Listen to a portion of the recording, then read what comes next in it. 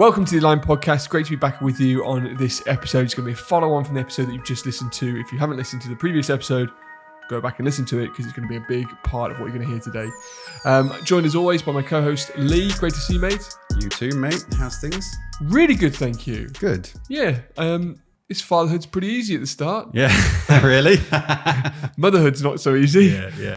But yeah, life's good. And it's just so nice to be back behind the mics, recording in this new amazing studio. If you have not yet seen it on YouTube, make sure you check it out because it's really cool. And we've got some great stuff coming in on those videos to really help you grasp the concepts of what we're teaching a little bit more. Yeah.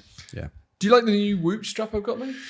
Nice. I was looking at them last night, mate, actually. Nice. The gold ones. I don't know whether YouTube can see it next to my biceps, but they're nice. They're really nice. I bought a load of them just to try and mix it up a little bit. Yeah, I'm still on my original. It's been scratched, scraped Do up. you use the same one for the gym? Scraped up a wall. Yeah, I use You the same are one minging, all dude. the time, mate. It's good. It's good. Dude, talk about the Whoop. So Sarah wore her Whoop to her pregnancy. She took it off while she was labouring and she put it back on the other day. And I've been wearing my Whoop and I've not got above 50% recovery. Like yesterday was the first day I got into the green again. Okay. So I've been like 47, 48 for weeks. She puts her Whoop back on. She's straight in at 90% recovery. How are you doing this? You're not sleeping. You're being drunk dry. Like, I don't know, man. Those women are just extraordinary creatures. They're obviously just far more capable than us men. Far more adaptable. More capable. I'm at 86 today. So that's Are you? good. Yeah, that was me this morning. I was at 86 too. 86 today. And I don't know. HRV's 87. Man, my HRV doesn't get above 50. Really? I am heading for an early grave. Anyway, we're going to talk about self-belief again. The previous episode, if you haven't listened to it, as I said, go back and watch it because it talks about like the underpinnings of self-belief. Today, we're going to talk about self-belief, but we're also going to start off by talking about our self-doubt. So we're just going to share a couple of things where Lee and I have struggled with self-doubt. Because I know, as I mentioned on the previous episode, we live in a world where we see everybody's highlight reel, and everyone's highlight reel is bullshit. We all have self-doubt, and you and I have struggled quite a lot with this. So I just wanted to share some of those things, and then give what we use to overcome that self-doubt. So you guys as the audience can relate really to what we're talking about. So you give us one area where you've really struggled with self-doubt. Talking on camera is probably the biggest one for me, and putting myself out into the public eye. Yeah.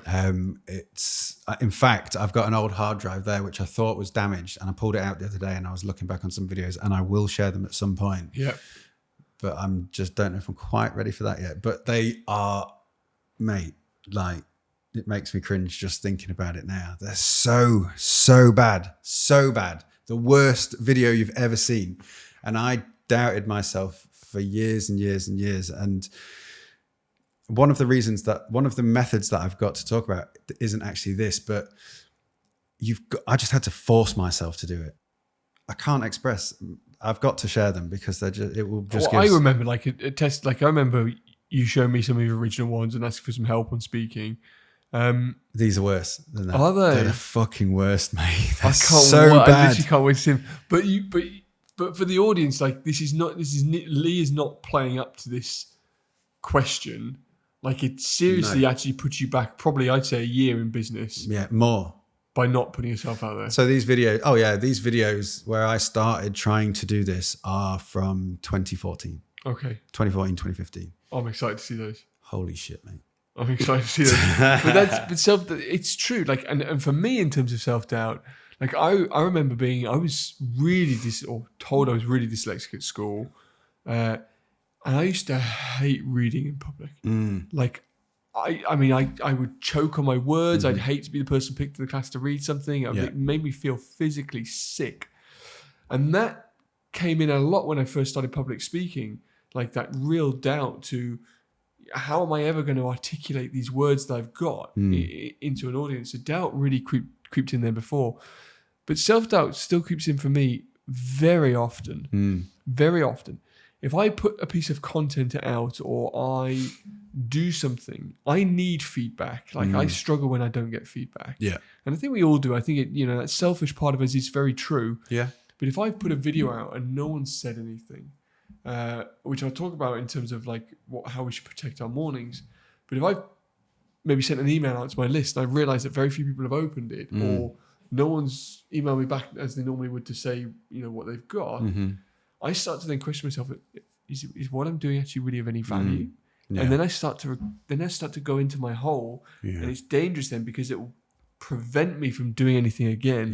And I think that's the repercussions of self-doubt. And I'm exactly the same as that. I have the same thing. So my relationship with social media is off and on all the time. But I think I spoke to Laura about this the other day. I was like, I'll share. And then all of a sudden I'm just like, why the fuck am I doing this? And then she was like, that's probably the ADHD as well. Partly that. But I think it's also what you're saying there. Although I get really good engagement on my videos, the self-doubt still comes in. But like you said, your greatest achievement or your greatest skill is beyond your biggest fear. And that's with speaking and talking and reading is that. You now speak all around the world. And with me doing this, I'm loving doing this. I'm helping people. And I, at one point, really believed that this was not possible. And your biggest skill is this camera work. Is this work for people? It's amazing. So I think it just shows that we both have serious self-doubt, and it's easy to be on the other side of that doubt and share with people, but that doubt's so real when you start. Like, it's so real. I remember self-doubt creeping in. This is a biggie, especially for the chiropractors who listen, and I still get it from my legal cases. So I took a practice to one of the most successful practices in the UK, if not the. And then I got a legal case come in, which had no legs on it at all. But it really rocked my confidence from then. To the point where I was withholding the help that I could give people because of fear and doubt that surrounded that. Which is understandable to an extent because the regulation that chiropractors are put under. You can't say the things that you should be able to say. So I understand why you reined it in slightly. But it's that whole thing, that feedback of the negative few, the detriment of the positive many. And having to build that certainty again to overcome that self-doubt is a huge wheel that the inertia to get over is massive. And it's a constant. It's not like, you just do it and then it's done. It's constantly. And this is part of what I think we'll discuss now when we talk about what people do to overcome it. It's not as if you suddenly have self-belief. No. It's an endless battle of overcoming self-doubt. And I'll start that leads me into a nice place for the things we can do. And one of mine is play the long game. And just be willing to, like I said, 2014, 2015, nearly 10 years ago, I tried to record my first video. And it was that difficult for me that I've only really been making videos for a year or two, maybe a little bit longer, but they were terrible when I first started putting them out for Blitz and things like that. But really consistently and properly, it's not been long that I've been doing it. And it's funny, just before this meeting, I just had a meeting with my coach, and he's exactly the same bit of advice. I was having self-doubt literally on the call just then. I'm like, why am I not where I want to be? Why am I not at this point? He's like, your game's too short. Where do you want to be in 3 years? Look what you've achieved in the last few years. It's easy to forget that. So easy. It's easy to forget that. People say it to me, Luke, our friend Luke, he's really good at reminding me that. So he'll message me and be like, look where you were 5 years ago. Look how far you've come. And then it's hard because it doesn't get rid of that feeling. No. But it can calm things a little bit, I think, and help you with that bit of, okay, I've got this belief again. But sorry, it just reminds me of what Andy says about success being like the hockey stick laid on its back. Flat, flat, flat, flat, flat, flat, flat, flat, flat, flat, flat, flat, flat, boom. And it after so many years, it does take off. So, and that can be smaller hockey sticks as well. So you can have a smaller hockey stick, boom, and then while you're still in the flat bit of your hockey stick, I think. Do you know what I mean? I know exactly what you mean. It's funny because this is exactly how I teach chiropractors to grow their practices. Right. Yeah. So if you grow a practice that skyrockets up straight away, it is going to flip on its head and drop. And it's what we call a yo-yo practice in the profession. It's just not as easy to take your own medicine sometimes. So freaking true. And that's exactly my point. Like, we know this stuff. Yeah. We know this stuff. But you still got a monkey brain that does what it wants. Yeah. I suppose in that one of my first pieces of advice for people is to stop listening to yourself so much and start talking to yourself more. We listen to this narrative in our mind of, I can't do this, I'm not good enough, nowhere going to compete with this guy who's in the field, like I just can't do it. Mm-hmm. We're always listening to that reel that's going on in our mind. Yeah. And what we need to do is we need to actually start talking to ourselves, telling ourselves what we are, who we are, how we can achieve it. Like you said in the previous episode, it's not what I want, it's who I am. And that's such an important thing to be doing on a daily basis. And I'll combine that while I'm on the topic. I'll combine that with my second piece of advice, which is you have to do this while you're suggestible. You have to do this in the first part of the day. In the first 30, 60 minutes of the day, where your brain waves from those suggestible states, which I've spoken about on the podcast before, so I don't need to labor the point. But unless you are talking to yourself in the first period of the day, that negative reel is always going to be playing out, and it's going to be very hard to overcome that. So my biggest piece of advice is start talking to yourself about who you are, not where you're going or what you want to achieve, like who you are. You are successful, you are abundant, you do provide value, you are creative, and that has to be done in the early part of the day, so you are changing your mind to be of that natural standpoint. Yeah. I do it in the shower. It's the shower for me. Yeah.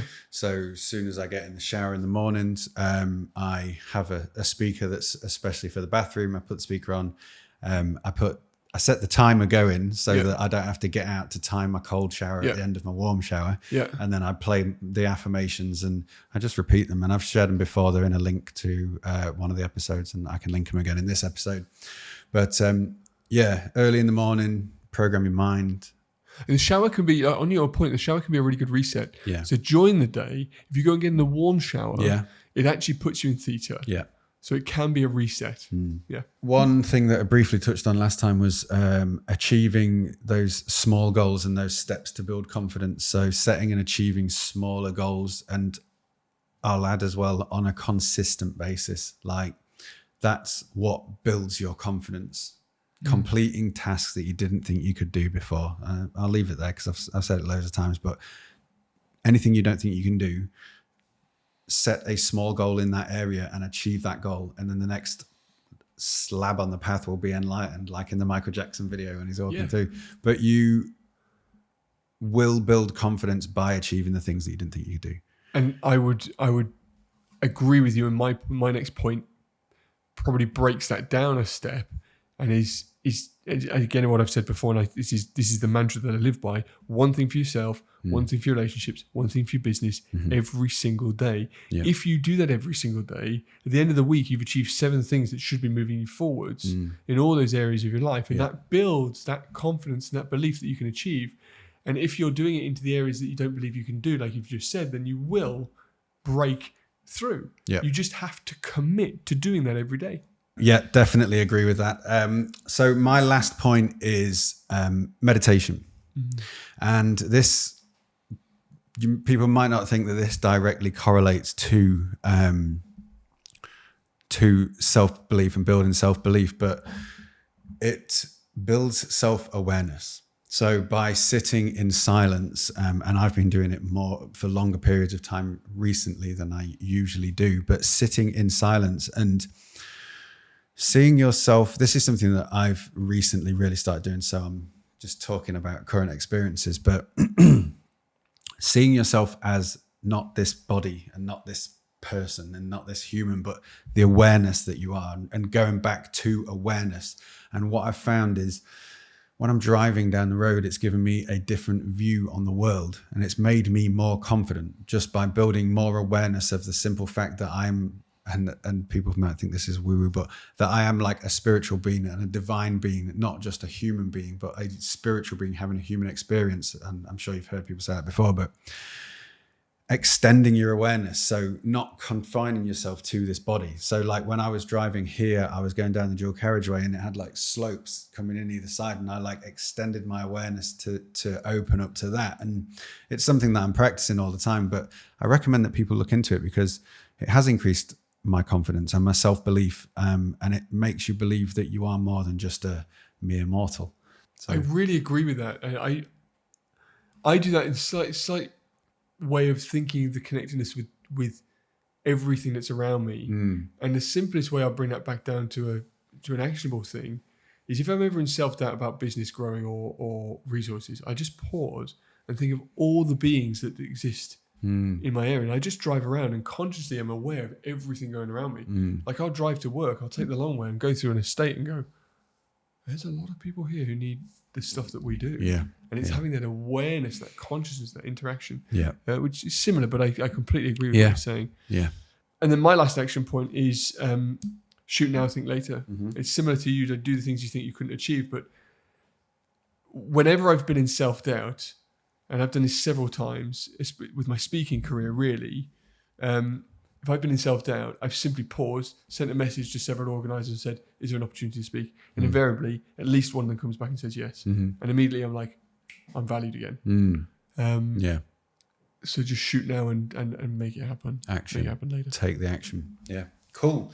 Great episode. I think there's loads of things in there that people can go and implement straight away and build their own self-belief. So thank you. Try those things. Have an amazing day. Please do check this out on YouTube if you are listening on podcasts and vice versa. And please share this with someone who you think may be struggling with self-belief or you think could benefit from one of these episodes.